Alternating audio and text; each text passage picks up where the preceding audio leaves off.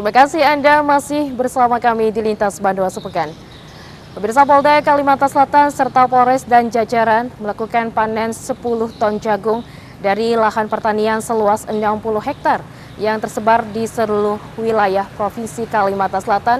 Melalui panen ini, selain mendukung program ketahanan pangan, juga sarana edukasi bagi masyarakat tentang pentingnya pemanfaatan lahan kosong secara optimal. Polda Kalimantan Selatan melakukan panen raya jagung tahap 1 Rabu 26 Februari 2025 di Komplek Lambu Mangkurat Regensi, Kelurahan Palam, Kota Banjarbaru. Ini merupakan bagian dari program Astacita Presiden Prabowo terkait ketahanan pangan yang digagas Polda Kalsel untuk mendukung swasembada pangan nasional. Pada panen raya jagung ini hadir Kapolda Irjen Pol Rusyanto Yuda Hermawan, Kabinda Brigjen Pol Nurullah, dan Kepala Dinas PKP Kalsel Samsir Alam. Usai acara panen raya kepada Banjar TV, Kapolda Rusyanto menyatakan pihaknya tidak hanya mengelola lahan pertanian yang menghasilkan jagung, tetapi juga sekaligus mengedukasi masyarakat tentang pentingnya memanfaatkan lahan secara optimal. Polda Kalimantan Selatan telah melakukan penanaman jagung secara serentak di seluruh jajaran, dan khusus untuk Polda Kalimantan Selatan saat ini kita sedang membuka 200 hektar lahan yang ada di Jalan Gubernur Sarkawi. Dan kita juga sudah bekerja sama terkait dengan peternakan dan Universitas Lambu Mangkurat juga. Dan ke depan ada beberapa lagi seperti perikanan, kita juga akan kembangkan bersama UNLAM dan dengan dinas terkait serta masyarakat yang ada di Kalimantan Selatan. Diakuinya pula program ini terlaksana berkat kolaborasi dengan Dinas Pertanian, Dinas Peternakan, dan Dinas Perkebunan. Ditambahkannya saat ini Kalimantan Selatan sendiri jumlah kebutuhan jagung hanya terpenuhi 30%. Terkait program Astacita yang digagas Kapolda Kalsel, Kepala Dinas PKP Kalsel Samsir Alam turut mendukung program ini guna terpenuhinya pasokan jagung di Kalimantan Selatan. Nah, ini sungguh langkah luar biasa yang diberikan oleh Bapak Presiden kepada Polri khususnya dan Kapolda untuk kegiatan penanaman jagung. Kalau padi kan di TNI, nah kalau jagung di Polri. Saya melihat kondisi yang dilakukan oleh Pak Kapolda sangat membantu sekali bagi kita semua, dan petani sudah tahu bahwa penanaman jagung dengan harga yang diberikan oleh Bapak Presiden kemarin, harga 5.500 itu sungguh sangat menjanjikan.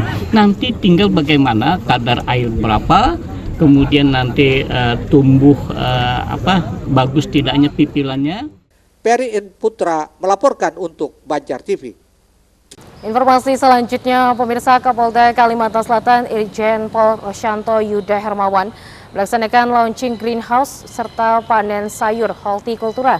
Kegiatan ini juga bersamaan dengan launching penguatan program pekarangan pangan lestari yang digelar oleh Mabes Polri di Akademi Kepolisian Semarang.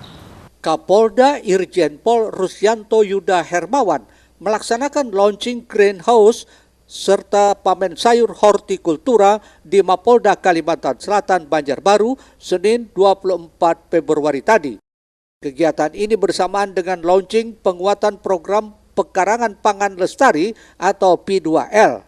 Kegiatan ini diadakan secara Zoom meeting oleh seluruh wilayah kepolisian di Indonesia. Program P2L merupakan inisiatif strategis yang bertujuan untuk memanfaatkan pekarangan rumah sebagai sumber pangan berkelanjutan. Menurut Kapolda Kalsel, kegiatan yang dilaksanakan ini merupakan launching 4 greenhouse yang siap panen oleh Bayangkari daerah Kalimantan Selatan dengan pembibitan sampai panen selama 28 hari. Lebih lanjut disebutkannya ada beberapa jenis sayuran yang ditanam dalam greenhouse Polda Kalsel dan hasilnya akan digunakan sebagai bahan dapur umum yang akan dibangun Polda Kalimantan Selatan. Ada 4 jenis varietas ya, 4 varietas di sini ada caisim, pocai, kemudian pacoy, bayam, dan kangkung. Ini apa mendukung program ketahanan pangan? Ini kedepannya tentunya untuk mendukung program ketahanan pangan pemerintah.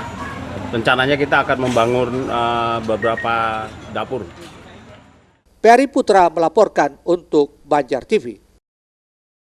Pemirsa, Pemkab Banjarmasin terus melanjutkan berbagai program penataan kawasan kumuh dengan target capaian sisa lahan seluas 370 hektar di seluruh wilayah kota Banjarmasin. Program penataan kawasan kumuh tersebut merupakan bagian dari upaya jangka panjang yang sudah dimulai sejak tahun 2022. Ketika itu kawasan kumuh di kota Banjarmasin tercatat seluas 508 hektar. Kepala Dinas Perumahan Rakyat dan Kawasan Permukiman Disperkim Kota Banjarmasin Chandra Riyandi saat di gedung DPRD Banjarmasin belum lama tadi mengaku setiap tahunnya Pemko Banjarmasin menargetkan penataan kawasan kumuh sekitar 65 hektar. Saat ini dari tahun 2022 itu terdata ada 508 hektar kawasan kumuh. Target penanganan kita itu per tahunnya adalah 65 hektar per tahun. Sampai dengan 2024 tadi itu tertangani sudah sekitar 130 hektar sehingga masih ada sisa sekitar 370 hektar yang dengan kolaborasi dari beberapa pihak, misalnya dari APBD kota, kemudian dari perki provinsi, kemudian ada juga nanti kolaborasi dengan kementerian, sehingga harapannya 370 hektar ini dapat tertangani dalam 4 tahun ke depan. Diakuinya hingga kini sejumlah kawasan di Banjarmasin telah berhasil diperbaiki, termasuk di dalamnya peningkatan infrastruktur dan kualitas hidup masyarakat. Pihaknya berharap upaya ini tidak hanya mengurangi luas kawasan kumuh, tetapi juga meningkatkan kualitas lingkungan dan kesejahteraan warga Banjarmasin. Komitmennya akan terus melanjutkan program penanganan kawasan kumuh di Banjarmasin dengan target yang sama di tahun 2025 ini. Murtasyah, Banjar TV. Pemirsa, di Banjarmasin ternyata permintaan uji KIR kendaraan bermotor masih minim bahkan menurun. Padahal untuk pelaksanaan uji KIR tersebut tidak dipungut biaya alias gratis oleh Dinas Perhubungan setempat. Kemudahan uji KIR untuk semua kendaraan bermotor wajib uji kini sudah tidak lagi dikenakan biaya alias gratis. Hal ini resmi diberlakukan di seluruh Indonesia sejak Januari lalu, termasuk di kota Banjarmasin. Meski begitu, di Banjarmasin sendiri, kondisi permintaan uji KIR kendaraan bermotor ternyata masih sepi. Bahkan menurut Kepala Dinas Perhubungan Kota Banjarmasin, Selamat Begjo, saat berada di gedung DPRD malah sepi dan menurun. Adapun lokasi tempat uji KIR kendaraan bermotor tersebut berada di kawasan Jalan Gubernur Subarjo, Lingkar Basiri Selatan yang buka setiap hari kerja. Mereka itu harus uji pertama bahwa sakit gratis ternyata tidak serta-merta masyarakat itu berbondong-bondong mengkir mobilnya. Tidak serta-merta masyarakat itu mengkir mobilnya walaupun kir itu gratis. Artinya tidak linear dengan gratis lalu mereka berbondong-bondong. Ya, karena penindakan di lapangan terbatas. Sekali lagi penindakan terbatas, mereka melanggar tidak apa-apa, jalan. Tidak. Dan kami tidak bisa menindak. Kita tidak bisa menindak mereka yang tidak layak jalan. Selamat Begjo juga mengklaim terkait uji KIR gratis tersebut, pihak Dinas Perhubungan sudah terlebih dahulu melakukan sosialisasi kepada masyarakat, termasuk melalui media sosial. Murtasyah, Banjar TV. Selanjutnya, Perhimpunan Onkologi Indonesia Cabang Kalimantan Selatan peringati Hari Kanker Sedunia atau World Cancer Day 2025 dengan seminar awam.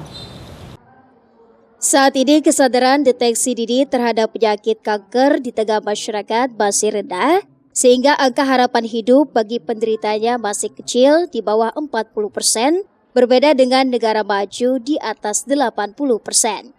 Untuk itu, Perhimpunan Onkologi Indonesia Cabang Kalsel dan Yayasan Kanker Indonesia Kalsel gelar peringatan Hari Kanker Sedunia atau World Cancer Day 2025 bertema Shining Light of Hope, Raising Awareness for Childhood Cancer untuk menumbuhkan kesadaran bagi masyarakat lebih dini terhadap gejala penyakit tersebut, berlangsung di Aula Ulin Tower RSUD Ulin Banjarmasin, Sabtu 22 Februari 2025.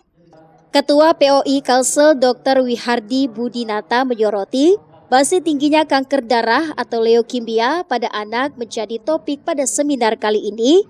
Harapannya kegiatan ini memicu kepedulian masyarakat terhadap gejala-gejala kanker yang bisa diamati, terutama jika ada benjolan-benjolan yang tidak pada tempatnya atau benjolan yang besar, sehingga masyarakat tahu kapan harus memeriksakan diri ke dokter karena semakin cepat pengobatan dilakukan maka akan lebih baik. Sebenarnya kanker itu ada dua, yaitu kanker solid dan non solid.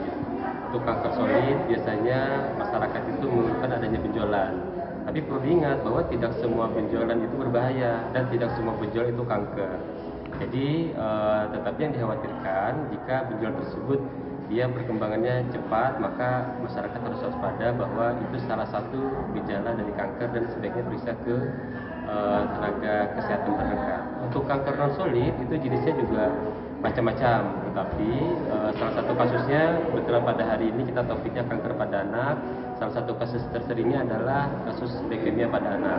Jadi mungkin bisa dibantu dijelaskan Dokter Ati gejala-gejala kasus tersering leukemia pada anak. Terima kasih Dokter.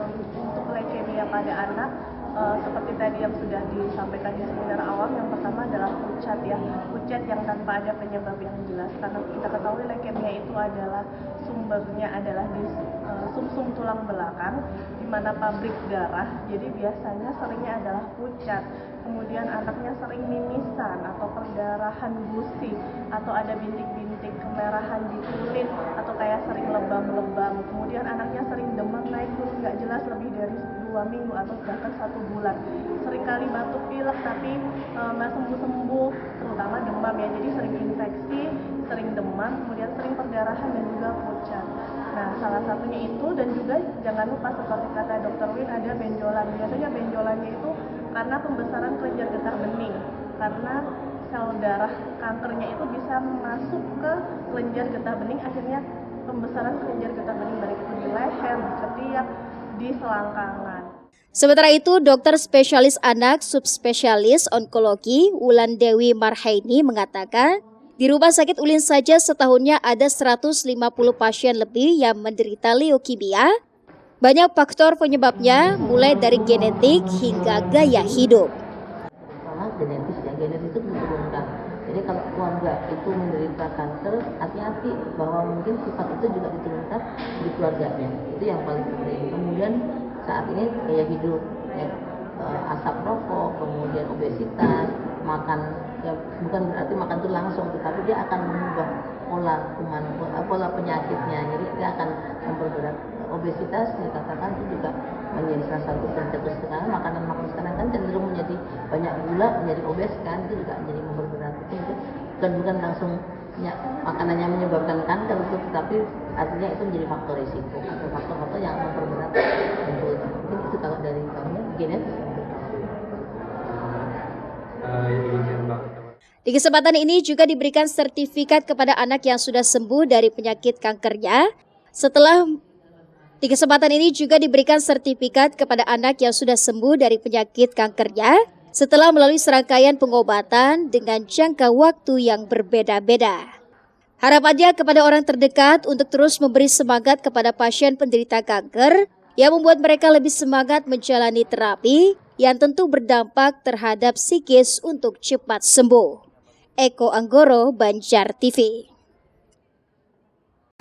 Baik pemirsa, tetaplah bersama kami di Lintas Bandua Sepekan. Usai jeda kami kembali dengan informasi. Pemerintah Kabupaten Banjar gelar Festival Becatuk Dau.